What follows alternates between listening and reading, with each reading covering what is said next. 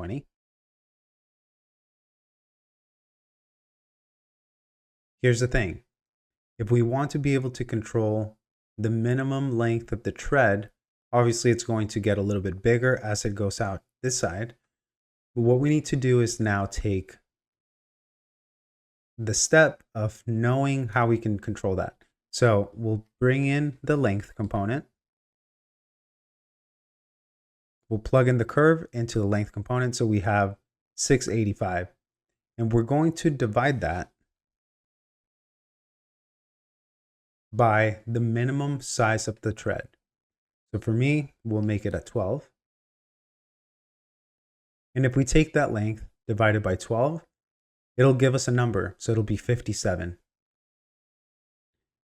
And so now you know that between here and here, you have a minimum of 12. And for that, you have to have 57 horizontal frames.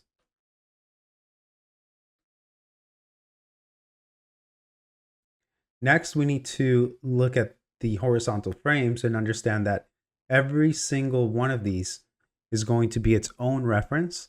So now we need to take this point and move it relative to this.